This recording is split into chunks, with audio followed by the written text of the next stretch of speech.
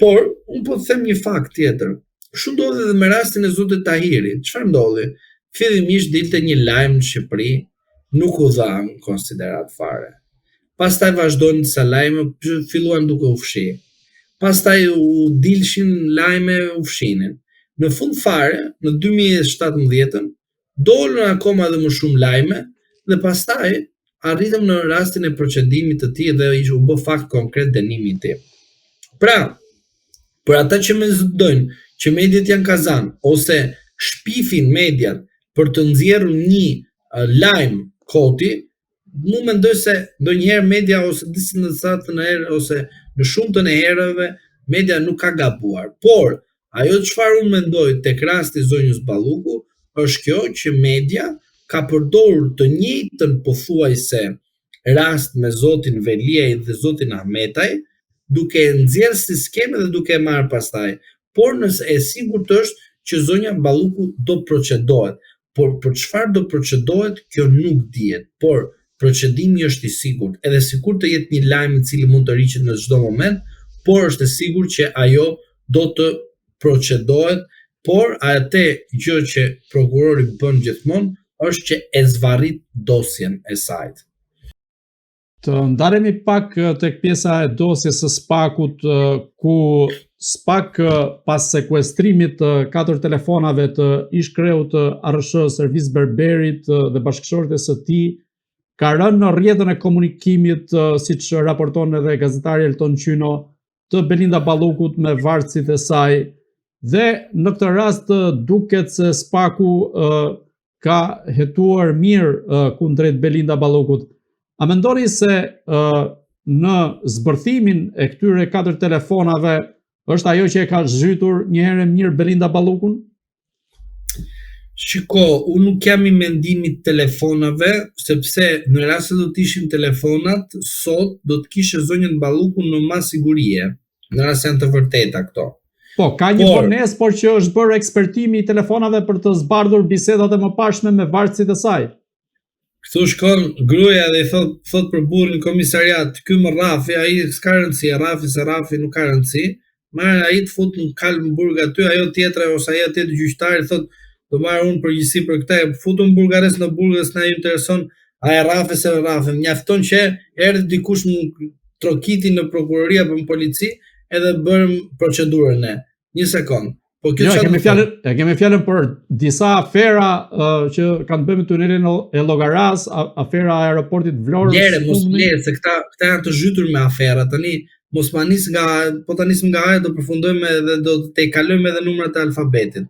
Prandaj unë po të them edhe gërmat e alfabetit dhe do na duhet të shpikim edhe gërmat të tjera të alfabetit shqiptar.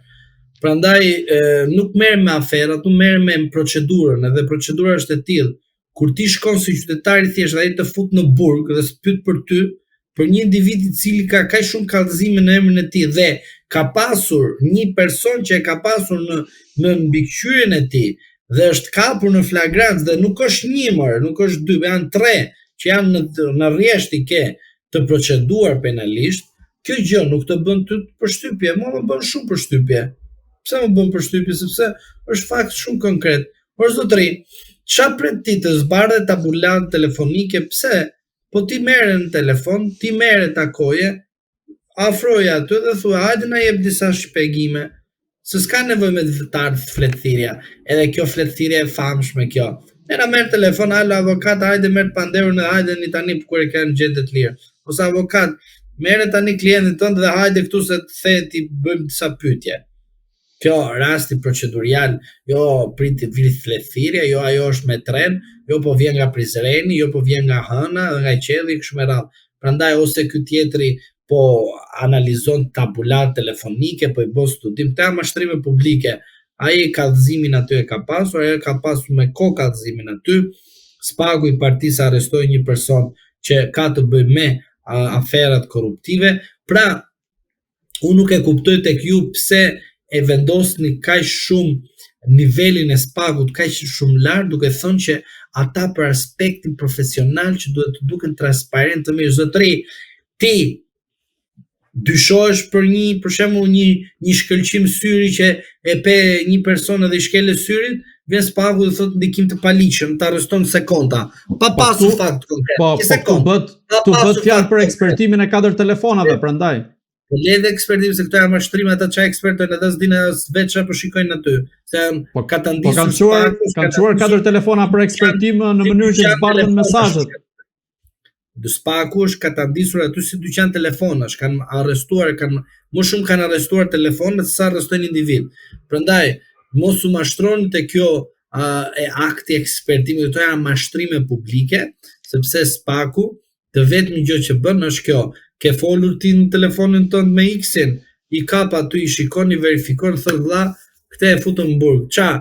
Ti mund të mos kesh bërë vepër penale, ti nuk je duke kryer vepër penale, po thjesht influencën, thot ai. Ke vjerën ti për shembull që është kryeministër, ke vjerën që është kryeministër, a kupton? Na mjafton influenca që ti je dhëndri, edhe vjerën e ke kryeministër. Më kupton tani?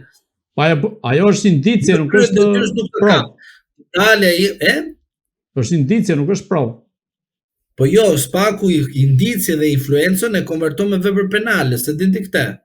Pra, rasti i Maltezi konverton në vepër penale, rastin e Metës e konverton në vepër penale. Pra, ka bërë koalicion Meta me Ramën atëre, arreston Metën, nuk arreston Ramën.